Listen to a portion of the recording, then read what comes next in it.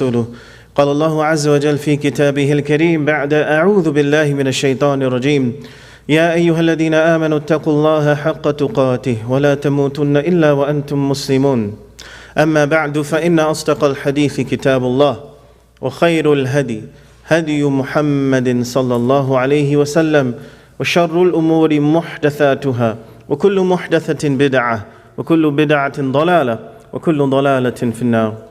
My brothers and sisters in Islam, for the Jummah khutbah today, I wanted to talk about a subject of deeds that have lasting effects.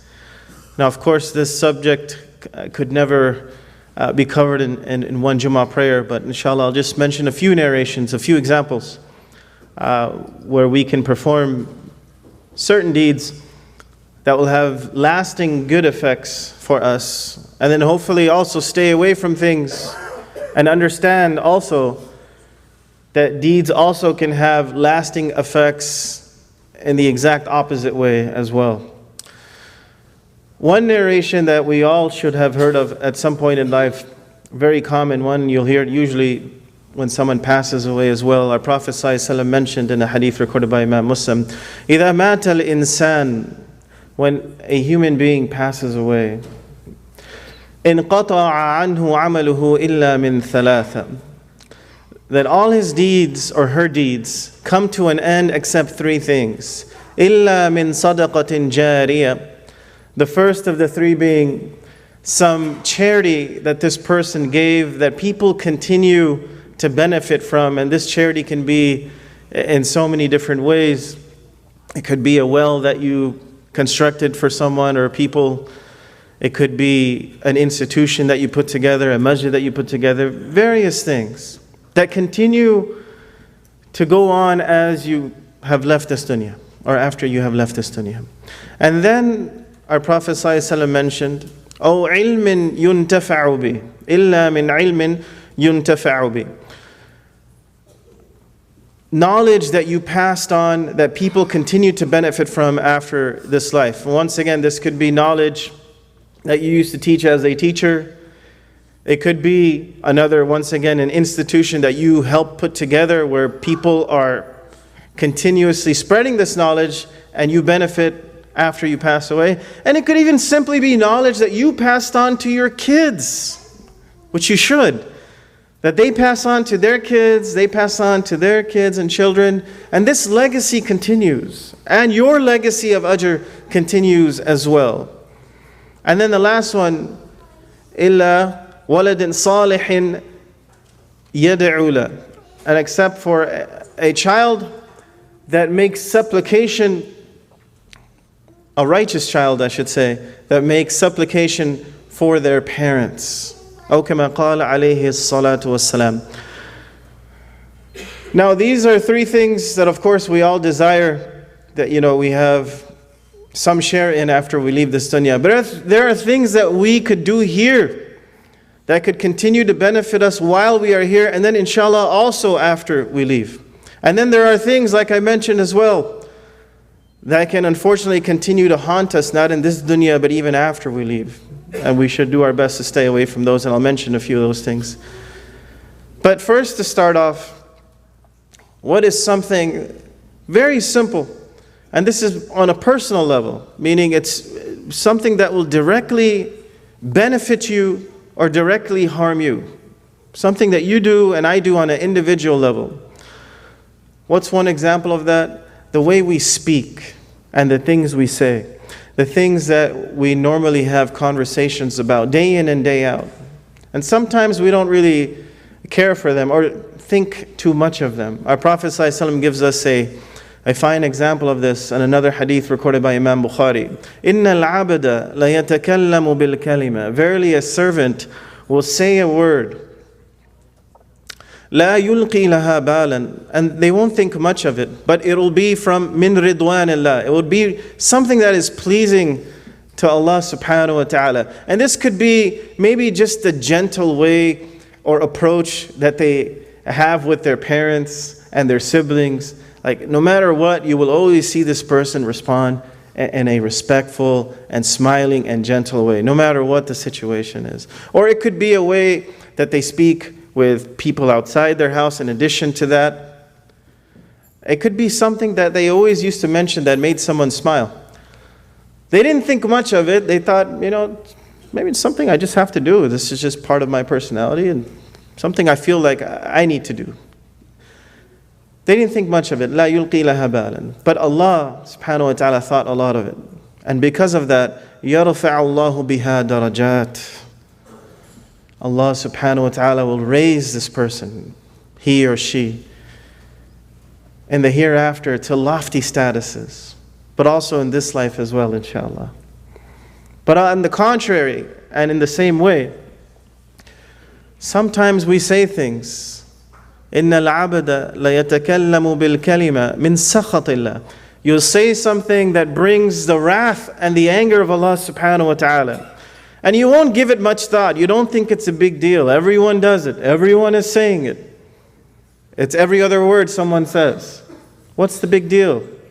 This is 2024. This is how people speak. And sometimes you speak to your parents in a rough way. Those that you love, your siblings, in a rough way. And it's sometimes maybe not even the content of what you're saying, but even how you're saying it. And it could be maybe that you look at a group of people and belittle them and don't think much of them because they come from a certain part of the world, or they're from a different tribe, a different culture. You're like, these people. And anytime you see them, you may make a derogatory comment about them amongst your group. Or just the way you talk to them, because in your mind you see them as lower than you. You don't give them that same respect you would give someone else. Allah subhanahu wa ta'ala says, because of these words, because of these actions, يَهْوِي بِهَا فِي جَهَنَّمْ نَعُوذُ بِاللَّهِ. This person will be thrown into the hellfire, نَعُوذُ بِاللَّهِ. وَكَمَا قَالَ عَلَيْهِ الصَّلَاةُ وَالسَّلَامُ. So these little words, simple things like this, have lasting effects.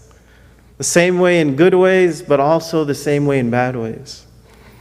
And then we may do things, my brothers and sisters, that not only have lasting effects for us, but also for those close to us. One of the examples from the famous hadith of the three things that continue to benefit someone after this death was a righteous child that makes supplication for his or her parents. And you may be wondering, how does the parent benefit from this supplication? Where is the benefit for the parent? Because they've already left this dunya. So what do they really get from this? And there's many things, by the way. But I'll mention one. And this is recorded in the Musnad of Imam Ahmad. And he mentions that our Prophet ﷺ mentioned, إِنَّ اللَّهَ عَزَّ وَجَلَّ لَيَرْفَعُ الدَّرَجَةَ لِعَبْدِ الصَّالِحِ فِي الْجَنَّةِ. That verily Allah Azza wa Jal will raise the status of His righteous servant, him or he or she, in paradise. And I just want to pause there for a second. I want you to understand, when the Prophet ﷺ is saying, your status will be elevated in Jannah, this is something real. Just like you make a distinction in this life in various, categories, like an airline that you may fly on. There's coach, economy class, first class, business class, and you see the difference between, the three or the four. And the difference is quite unique, not just from the price you pay, but also the services you receive, right? You feel a lot better being in those upper classes. Not that I'm recommending you do that. I fly economy myself and coach. But nevertheless, there is an essence of feeling reward if you're able to get that higher class, right? Let's say if it was just a gift given to you, whatever it may be. Or you were able to afford it and it's just a bucket, it's not even, a drop of water in a bucket for you.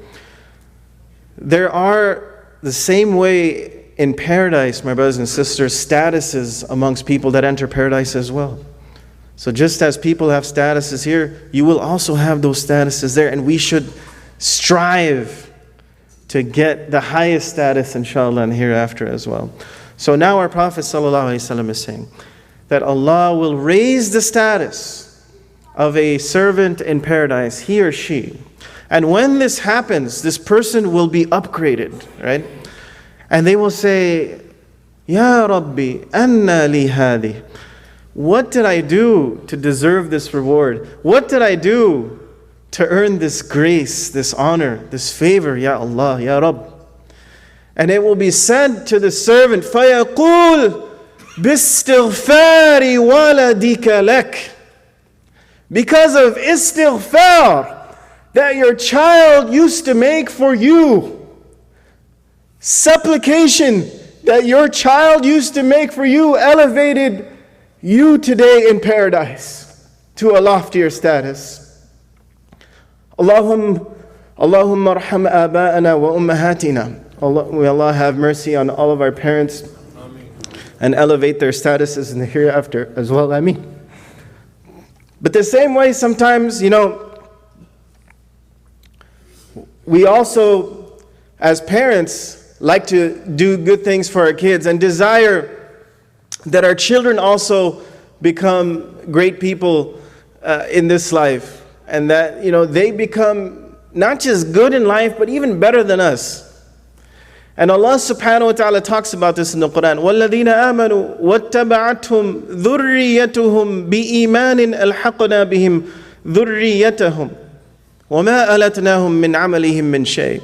So the same way Allah subhanahu wa ta'ala tells us, sometimes there are parents that also want good for their kids. They want lasting rewards for their kids in this life and the hereafter. But sometimes these kids are not able to do what their parents wanted them to do. They had some great desires for them, great intentions, dreams, but they just couldn't get to the level that their parents were at. These parents used to make amal, they used to do the work themselves. They made mujahada themselves. But their kids, although they weren't bad, but they couldn't get to their level. But because of the mercy of Allah subhanahu wa ta'ala, He will allow for these children to be united with their parents and elevate their status so that they are one in the hereafter. Allahu Akbar. And He will do this, as the Mufassirin mentioned, so that the parents will find coolness in their eyes, knowing that their kids are also at the same level as them and not below them in the hereafter. And I always tell kids, there are a lot of people in life that you will find as role models, close to you, people that you admire. But there's always two people that will have your back and will never be jealous of your success. And that's your mom and dad. In the same way, Allah subhanahu wa ta'ala will reward these righteous parents in this life by elevating the status of their children in the hereafter, inshallah. Sometimes, and I'll just mention this story, perhaps you've heard it before, we get this backwards. And some parents, subhanAllah, and they have good intention, but sometimes the process is not the best that they take. They hear something that if your child does this, the parents will get a lofty status. So they throw their kids into a certain type of deed that will bring them benefit, but they themselves may not do it. And there's an example of this, a famous story that some of you may have heard of, about a father, a man that was sitting in a dars. And a hadith was mentioned regarding a child that memorizes the Quran, the parents will get this lofty status and so forth, and a crown and so forth.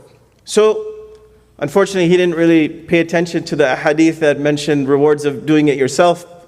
But he went ahead and he sends his child to go and memorize the Quran. And now, keep in mind, this child in this particular situation, he was not ready. He came obviously from a very luxurious background, living here with all the luxuries of the life here, all the amenities. And he just wasn't someone ready at that point to make a commitment like that. He didn't have the inspiration on his own, but it was rather something his dad wanted him to do. So what does his dad do? He sends him overseas to a third world country. And I won't name the country so no one gets offended. But when he goes there, he notices extreme weather. It's very hot, very humid. You could take 5 showers a day and you're still sticky. mosquitoes all over the place. There's no AC in where he's dorming at.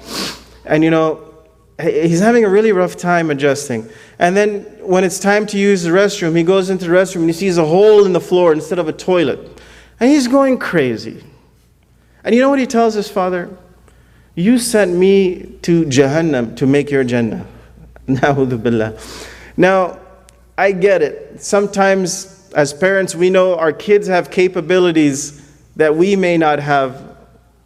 And so we want them to do something good. And that's fine. But also remember, to make an effort yourself as well.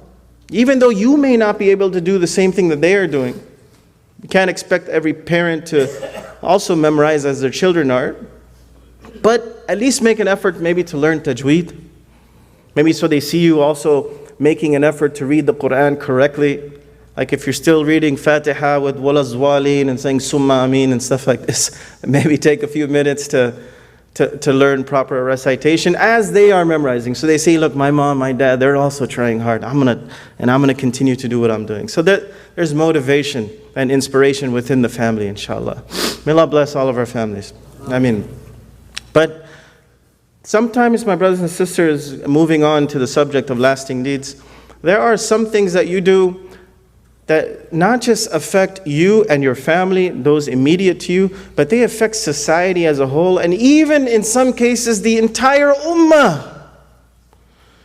Our Prophet ﷺ gave us an example, and he told us of certain people. Inna minan nas, and this is found in the collection of Ibn Majah. Inna minan nas mafatih lil khair. There are people that are keys to all types of goodness. وَمَغَالِيقْ لِلشَّرِّ, and that are locks to evil. وَإِنَّ مِنَ النَّاسِ, and then there are people from mankind. مَغَالِيقْ لِلْخَيْرِ, they are locks to goodness. They prevent good things from happening one way or the other, either by becoming barriers or not doing it themselves, or enticing others to stop. وَمَفَاتِيحْ لِلشَّرِّ, and they are keys to all types of evil. They endorse, they promote, they recommend all types of immoral actions. And it doesn't just hurt them, but it hurts people around them. And to give you an example of a good action, this masjid right here. I can tell you, I was here when essentially Civic, was just a little, a corporate shop, I think a few miles away from here. Near Grand and the 71, around that area. And it was just a few people. We had a few members from this community. I remember Hafidh and Dr. Sobo and just a few others. No idea that one day we continue, and these brothers took the effort to expand. They moved to another location. Now you got a permanent location. Allahu Akbar. But no one had the initial idea that Civic would become something like this one day. But not just that, now that you have a place like this, who knows? Maybe from this institution, this masjid, you'll have the next great imam for the community, for the ummah, the next great qari. You'll have the next great scientist that comes up with an innovation that not just benefits his family or the community of Chino, but maybe the entire ummah and the entire world. You never know. But it starts off with one small idea, but it has lasting effects for the entire ummah. And we ask Allah subhanahu wa ta'ala to allow this place to produce people like that, inshallah. But now the part that we don't like to talk about, and it's hard to listen to. I know I'm past my time, but I'll end with this. And that is, sometimes we do things that have lasting effects in a bad way, that don't just affect us, our families, but our society and in the entire ummah. And I'm going to relate this example right back to the situation in Gaza today. Directly related. If we go back in time a little over 100 years, 1916 to be exact, the British, as we know, were the culprits of producing the state of Israel. And they did three specific things, my brothers and sisters. One was the Sykes-Picot Agreement between the British and French, where they carved out the Muslim world. They were forecasting the Ottoman Empire would fall. in the world war. So they would obviously seize all the Muslim countries and divide them. So they made imaginary lines out of all these countries that we see today. And literally, those are the countries now that we see. This was a secret agreement, but it was at least known amongst the presidents, you can say the CIA of back then, those that were close to the government and had close ties, they all knew about this agreement. But then there was a second agreement that was more secret, that everyone did not know about. And this was made specifically with the Zionist Federation that was going to promise them the land of Palestine entirely to the Zionists and create a nation called Israel. This was kept secret. But then there was a third agreement, my brothers and sisters, and this one, perhaps out of all three, is the most painful. The one that we don't really hear about because we don't like to talk about it. But it happened. And I know the truth hurts sometimes. Where do you think the British would go to cause a ruckus in the Ummah? At the time, the Ottoman Empire was the ruling Khalifa, and they ruled the Ummah for over nearly 600 years. So they went to the heart of the Ummah and no other place but Mecca and Medina. And they went to the Sharif of Mecca at the time, who, by the way, comes from the Hashimi family, who claims actually to come from the family of Rasulullah sallallahu alaihi wasallam. This family was essentially the custodians of Mecca for over 700 years. So they go to Hussein ibn Ali and they tell him, hey, look, these Ottomans, they're not doing good, talking down the Khalifa. And he's saying, why don't you support us, the British, in this world war against them? You fight against the Ottomans and we will make you the Khalifa. We will make you Malikul Arab. You will become the king of the Arabs. Not only will you have Saudi Arabia, at the time it didn't exist like it exists today. Not only will you have Hijaz, but you will have Palestine, all the Muslim countries. Everything will be under you. You will be the man. And unfortunately, this, Sharif of Mecca, he went ahead and he fell for the deceit and the lies of the British. And he launched an attack against the Ottomans. And where does the first battle take place, my brothers and sisters? In the blessed city of Medina. Medina. And a few days later, where? In Mecca. And now the Ottomans are shocked. They're taken by surprise. They already have problems up north, but now the heart of the Ummah is revolting against them. Battles in a place where you're not even supposed to harm animals. You're killing your fellow brothers Muslims, your fellow Muslims, your brothers and sisters. La hawla wa la quwwata illa billah. And to do what? To support the enemy in this case. And unfortunately, the Ottomans lost. They lost control of Mecca and Medina. But it didn't stop there. Did this Sharif of Mecca now become the ruler of the Ummah? No. Immediately, another group of people were living there, the Saud family. And they saw this as an opportunity. So they immediately started attacking the Sharif of Mecca. And by the way, the Sharif of Mecca was kept in place by the Ottoman Empire. I mean, he controlled the situation. The Ottomans controlled the situation there so that the Sharif could stay in place, because the Sauds actually outnumbered them by 7-8 times. So now he betrays not only those that helped him stay in power, but he goes behind their backs and makes a deal with the British. And now the Sauds, they start attacking the Sharif of Mecca. And they were successful in their first battle. And they were about to take over, but the British now come in and say, hey, ceasefire. No fighting. We'll give you both gold coins. We're going to give you stipends every year. So they used to give them 60,000 gold coins every year as a stipend. But after a while, in 1923, fast forward, the British come, and they probably knew that the end of the Ottoman Empire is coming. The Khalifa is about to be abolished. They probably were telegraphing this. They come over in 1923 and say, you know what, our economy is having a hard time. We can't give you these stipends anymore. And at that time, Hussein ibn Ali probably knew he was finished, because he was using these stipends to actually bribe various tribes and Bedouins around him to gather support, but now that was gone. And as soon as that was gone, my brothers and sisters, the following year, by chance, the Ottoman Empire was abolished, and then the Sauds completely take over, they invade, attack the Sharif of Mecca, and he loses everything. And now he is exiled outside of Hijaz, and they give him Iraq and they give him Jordan. And the land that we know as Palestine is given to the Zionist state of Israel. A few actions of greed and power had lasting effects for years to come. How painful is it now looking back at that?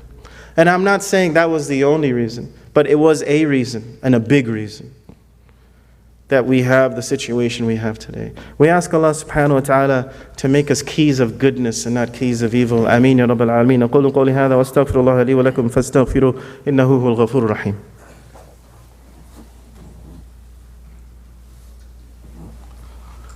Alhamdulillah wassalatu wassalamu ala rasulillah. And I know it's very hard to hear about this treachery and these bad things that took place. But just remember, my brothers and sisters, Allah is greater than any traitor. Allah is greater than this treachery and the oppression that we see. And even because we still see this treachery from the same Muslim countries, in fact from the same lineage of the Sharif of Mecca in Jordan today, the complicitness in the genocide, he's not the first and he may not be the last, but Allah is everlasting. And they will never outlive Allah subhanahu wa ta'ala. Nor will their treachery, nor will their oppression. Allah's rule will prevail, His victory will prevail. Inna Allaha wa malaikatahu yusalluna ala nabi ya ayyuhalladhina amanu sallu alayhi wa sallimu taslima. Allahumma salli ala Muhammadin wa ala ali Muhammadin kama sallaita ala Ibrahim wa ala ali Ibrahim innaka Hamidum Majid. Allahumma barik ala Muhammadin wa ala ali Muhammadin kama barakta ala Ibrahim wa ala ali Ibrahim innaka Hamidum Majid. Allahumma a'izz al-Islam wal muslimin wansur al-Islam wa ahlihi fi kulli makan. اللهم رد المسلمين إلى دينك مردا جميلا وإلى سنة نبيك مردا جميلا يا ذا الجلال والإكرام. اللهم تقبل منا إنك أنت السميع العليم وتب علينا يا مولانا إنك أنت التواب الرحيم. وصلى اللهم على نبينا وحبيبنا محمد وعلى آله وصحبه وتابعين. قم الصلاة.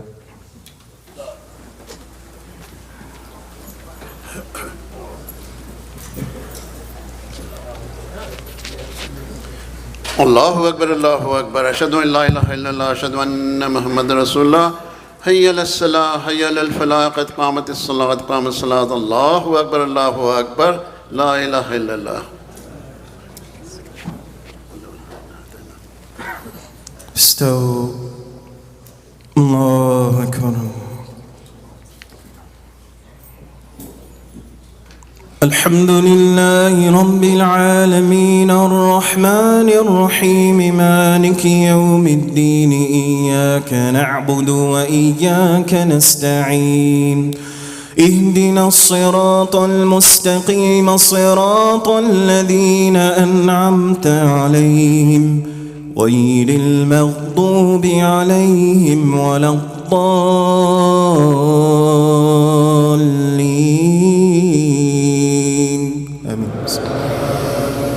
والعصر إن الإنسان لفي خسر إلا الذين آمنوا وعملوا الصالحات وتواصوا بالحق وتواصوا بالصبر.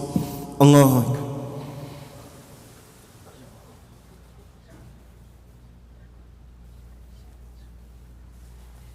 سمع الله لمن حمده ولك الحمد. الله أكبر.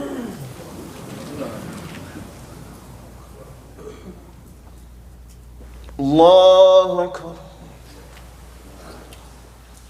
الله أكبر.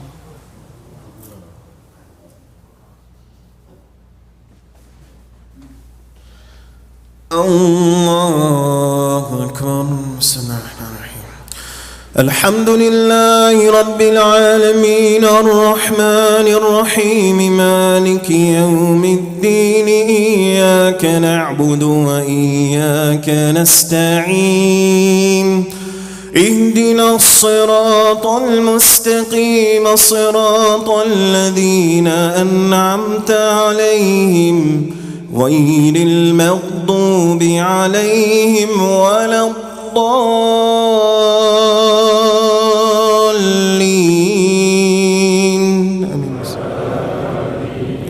قل هو الله أحد الله الصمد لم يلد ولم يولد ولم يكن له كفوا أحد. الله أكبر.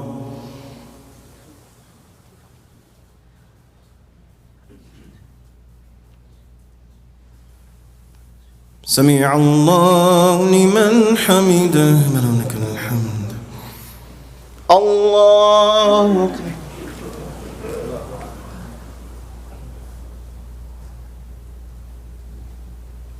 الله أكبر. الله أكبر.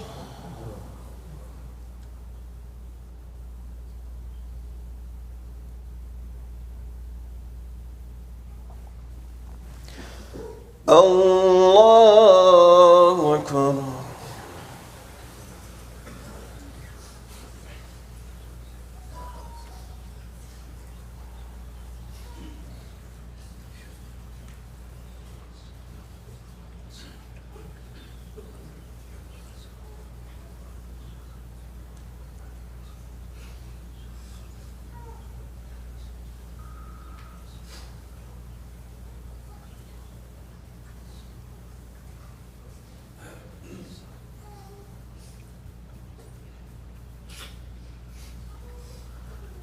السلام عليكم ورحمة الله.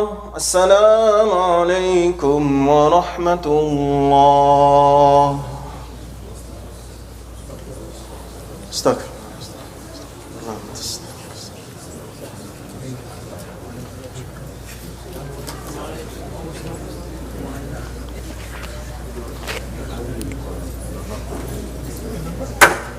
Assalamu alaikum wa rahmatullah.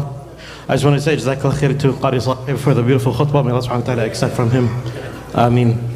On your way outside, please continue to donate, and you can pick up lunch on your way out. Stop by the table. Tonight, alhamdulillah, we have Sheikh Zaid Khan for our family night. He'll be starting a new series on sweetness of faith. So that'll be starting tonight at 7 o'clock. We'll have our potluck. 7:45 we'll have Maghrib, and then the programs will begin. We also are bringing back our youth group, alhamdulillah. I know that the summer is over. So tonight we'll have our youth group session on the keys for success with myself, as well as our new sister's youth group coordinator, Sister Nadine Haidar. Please make sure you come out for that, inshallah, and your youth also, your sons and daughters, come out for that. Sunday school registration is open. You can register through the website, or if you scan the QR codes on the screens outside. We have some fall registration classes open for students that are homeschooled. So we know that there's a lot of homeschool kids in the community. So we have math, ELA, science, we have Arabic, Islamic history, and also sports. You can register also again through our website or scanning the QR codes outside. We have our brothers hiking group tomorrow, Saturday after every Fajr, and our seniors group Thursday mornings at 10 a.m. Shifa Muslim Women's Cancer Support Group, August 24th. They'll be meeting 10 a.m. inshallah on August 24th. There's also a ladies' paint up Saturday, September 21st, 10 a.m. to 12 p.m. And then will be starting back up inshallah next month, September 3rd till November 26th. And we have our deep sea fishing, Sunday, September 29th. You can register for that online as well. And Sister Dr. Tahsin Sharif, her mother, so please make sure you keep her in your dua. Jazakallah khair. Assalamu alaikum.